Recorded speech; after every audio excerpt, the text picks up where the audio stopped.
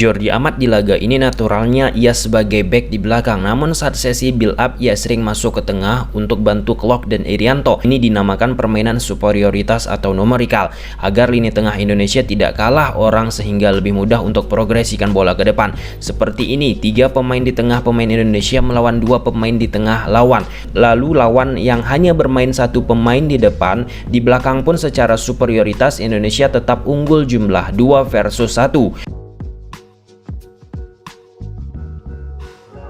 Perhatikan Jordi Amat masuk ke tengah sebagai gelandang ketiga yang awalnya ia seorang back di belakang dengan sistem 3 back ala Coach Sintayong. Di laga ini konsep superioritas atau numerikal dijaga oleh STY sehingga di tengah tidak kalah orang dan di belakang pun tidak kalah orang.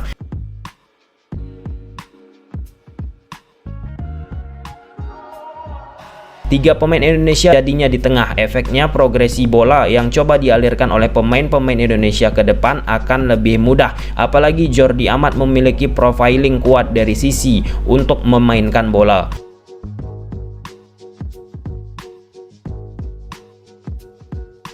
Ini case nyata lagi, dengan Jordi Amat bergerak ke depan sangat membantu Irianto dan McClough untuk memprogresikan bola ke depan. Sebelumnya peran libero ini sempat ditugaskan STY kepada Rahmat Irianto di laga Indonesia versus Curaçao di pertemuan pertama FIFA Matchday beberapa waktu yang lalu.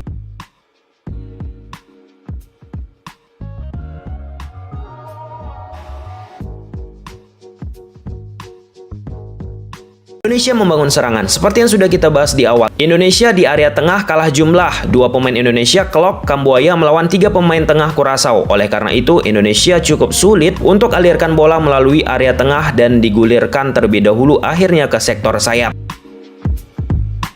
Di momen ini build up dilakukan Indonesia, high pressing dilakukan Curaçao. Untuk menyamakan jumlah di tengah, Irianto beberapa momen kerap membantu Ricky Kambuaya dan Klok. Contoh di momen ini, Nadio akhirnya lakukan long pass karena situasinya sangat sulit.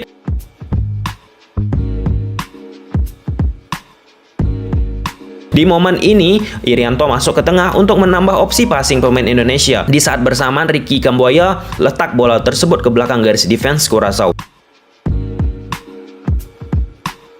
Irianto progresikan bola, Witan dapat bola untuk memberikan bola ke Dimas Derajat. Situasinya 3 versus 1, pemain Indonesia unggul jumlah, sehingga kombinasi akan mudah dilakukan antara Witan, Dimas, dan Irianto. Terjadilah permainan triangle pass atau segitiga.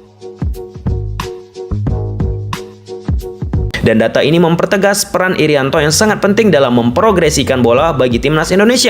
Terkait tentang superioritas. Nah, ini sering sekali akhir-akhir ini menjadi pembahasan aku di analisis taktik tim-tim yang aku analisis, teman-teman. Barcelona, Liverpool, Man United, Chelsea, et al. Dan lain sebagainya, termasuk di Liga 1 Indonesia.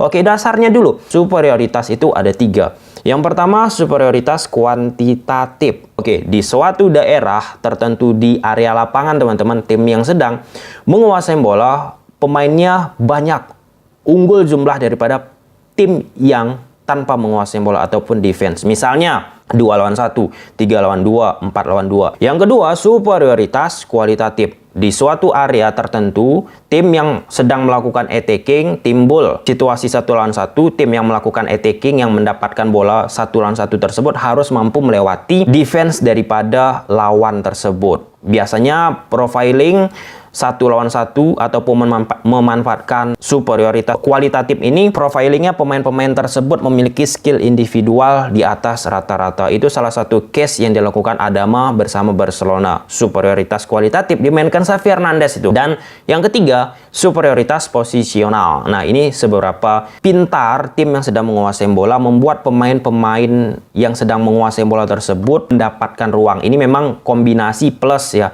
harus dilakukan dengan pemain tim yang menguasai bola tersebut. Harus cerdas, harus cerdik dalam mencari posisi. Oke, sampai situ udah ngerti ya, udah paham apa 3 hal yang terkait tentang superioritas.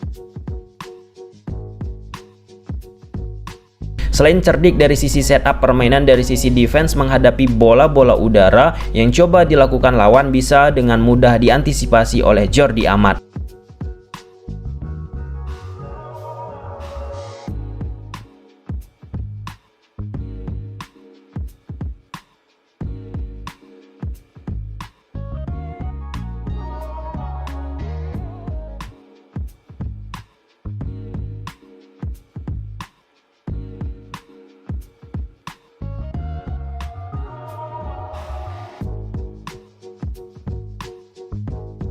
Melewati press lawan lewat permainan direct play pun menjadi salah satu senjata Jordi Amat. Itu juga ia tunjukkan bersama timnya Johor Darul Takzim di Liga Malaysia.